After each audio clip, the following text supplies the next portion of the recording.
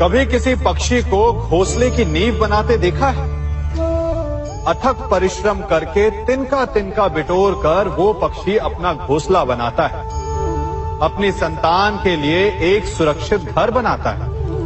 और फिर कहीं से तीव्र आंधी आती है, भारी वर्षा होती है और उसका घोंसला तिनका तिनका करके बिखर जाता है। फिर वो पक्षी क्या करता है? वो रोता नहीं, ना ही विलाप करता है। वो बिना विलंब करे फिर से अपना घोंसला बनाना प्रारंभ कर देता है और सफलता पाता है। फिर हम क्यों छोटी छोटी असफलता से भयभीत होकर परिश्रम करना छोड़ देते हैं? एक बात सदा स्मरण रखिएगा, हर वृक्ष कुल्हाड़ी की एक मार से नीचे नहीं गिरता, हर चट्टान घन के एक प्रहार से नहीं टूटती। सफलता पाने के लिए अनावरत परिश्रम करना ही मात्र एक मार्ग है। स्वीकारण, सत्य का स्वीकारण मनुष्य के लिए बहुत ही महत्वपूर्ण है। जब तक मनुष्य सत्य को स्वीकार नहीं करता, उसे असत्य से लड़ने की शक्ति प्राप्त नहीं होती। जब आप भोजन करते हैं तो क्या होता है? आपका पेट स्वीकारता है कि वो भर चुका है और आप भोजन करना बंद कर देते हैं। जब आपको निद्रा आती है तो क्या होता है? आपका मन स्वीकारता है कि आपका शरीर थक चुका है और उसे विश्राम की आवश्यकता है। उसी प्रकार जब आपको किसी व्यसन को रोकना हो तो आपको स्वीकारना पड़ता है कि बहुत हो चुका, चाहे वो लालच हो या मदिरापान। उस व्यसन का त्यागना तभी प्रारंभ होता है जब आप ये स्वीकार कर लेते हैं कि आप उस व्यसन के बंधक हैं। हम में से ऐसा कोई नहीं जिनकी परछाई उनसे दूर रहती। हमारी परछाई सदैव हमारे साथ रहती है। कदाचित हमारी परछाई हमारे कर्मों के फलों का संकेत है। कदाचित इसी कारण कई बार हमें अपनी परछाई से भय भी लगता है, परंतु इस भय से निवारण पाने का एक साधन अवश्य है। वो है सूर्य की ओर मुख करना या किसी प्रकाश के स्रोत की ओर मुख करना, क्योंकि तब हमें हमारी परछाई दिखाई नहीं देती। यदि इसे जीवन के संदर्भ में देखें तो ये प्रकाश का स्रोत शुभ कर्मों की चेतना है। यदि आपके मन में शुभ कर्म करने की इच्छा है तो आपको कभी भी अपने कर्मों के फल का भय नहीं होगा, क्योंकि यदि आपका मन शुद्ध होगा तो आपके कर्म शुद्ध होंगे और शुद्ध कर्मों का फल कभी अशुद्ध नहीं हो सकता। आज मैं आप सबको एक कथा सुनाता हूं। एक दिन प्रातः एक व्यापारी अपने घर से निकला। घर से निकलते ही एक बिल्ली ने उस व्यापारी का मार्ग काट दी। व्यापारी घबरा गया। वो फिर से घर लौट गया और शुभ घड़ी की प्रतीक्षा करने लगा। और जब वो पुनः अपने घर से निकला तब वो वाहन जा चुका था जिससे राजा तक पहुंचकर उसे भेंट देनी थी। राजा को भेंट नहीं मिली। राजा क्रोधित हो गए। राजा ने उस व्यापारी का व्यापार बंद करवा दिया। इस कारण व्यापारी क्रोधित होकर घर पर अपनी पत्नी से लड़ बैठा। पत्नी अपने बच्चों समेत मैके वापस चली गई और उस व्यापारी के जीवन में यदि कुछ रह गया था तो केवल अंधकार। और इन सब का कारण वो उस बिल्ली को मानता रहा जिसने उसका मार्ग काटा था। ऐसा ही एक दूसरा व्यापारी राजा को भेंट देने निकला और उस व्यापारी का मार्ग भी एक बिल्ली ने काट दिया।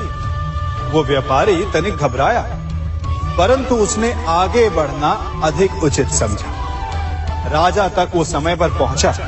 उसने राजा को भेंट दी। राजा प्रसन्न हुए और राजा ने व्यापारी को अपना व्यापार बढ़ाने की अनुमति दी, स्वर्ण आभूषण दी।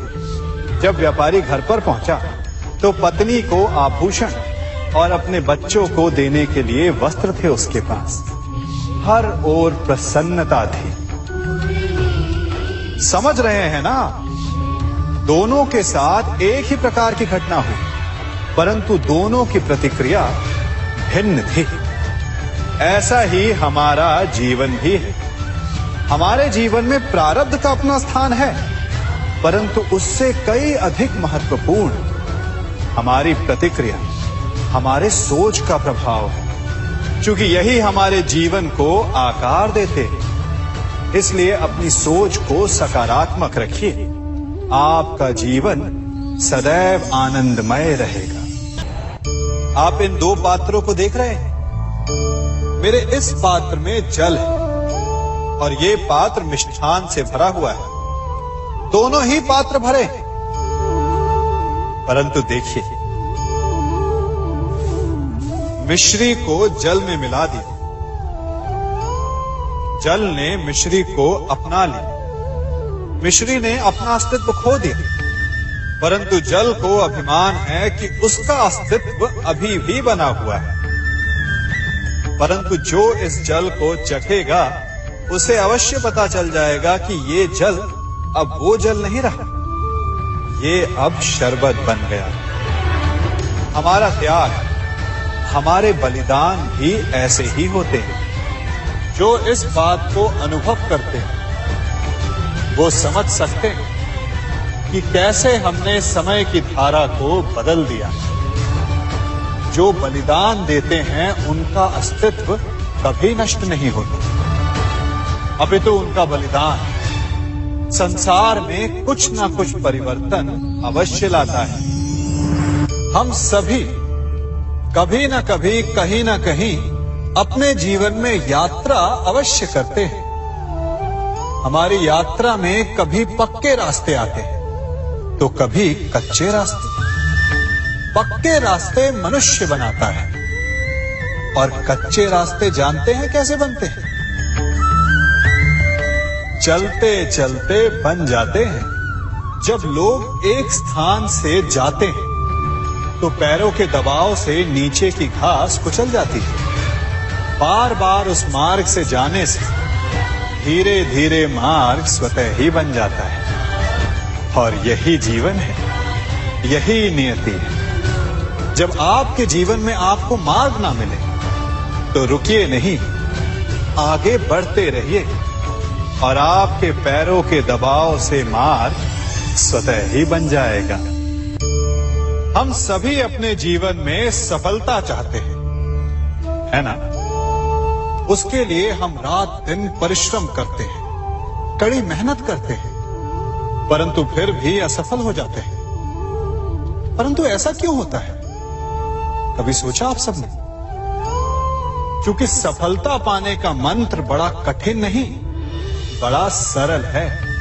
उचित विचार, उचित समय, उचित स्थान पर उचित प्रहार। जब आपके विचार, समय, स्थान और प्रहार यानी परिश्रम उचित है तो सफलता आप ही को मिलेगी। जिस प्रकार एक लोहार लोहे से कुछ बनाते समय उस लोहे के सही ताप तक के आने की प्रतीक्षा करता है और समय आने पर उचित स्थान पर पर्याप्त बल से प्रहार करता है और लोहा आकार ले लेता है, ठीक उसी प्रकार आपकी सफलता भी आकार लेती है। हम सभी को अपने जीवन में कभी ना कभी निराशा मिलती है, असफलता मिलती है और अधिकतर लोग इसके पश्चात भाग्य का रोना लेकर बैठ जाते हैं। कुछ कहते हैं कि जिस स्थान पर मैं हूं उससे कई ऊंचे स्थान पर होने के योग्य था, परंतु नहीं जा पाया। किसी को पीड़ा है कि उसे जो मिलना चाहिए था वो उसे नहीं मिला, भाग्य ही बुरा था। भाग्य क्या होता है? भाग्य वन में खिला पुष्प देवताओं को चढ़ाया जाएगा या किसी सुंदरी की वेणी में वो सजेगा या फिर उसे कुचल कर उत्पाद बना दिया जाएगा। ये सब एक पुष्प के नियंत्रण में नहीं होता, परंतु जब तक उस पुष्प का अस्तित्व है सुगंध बिखेरना उसके वश में अवश्य है। परंतु भाग्य हमारे वश में नहीं, और जो हमारे वश में नहीं उसके लिए दुखी होने से क्या होगा। कर्म पर वश है, वो कीजिए और धीरे धीरे भाग्य आपके वश में आ जाएगा, क्योंकि कर्म ही प्रधान है।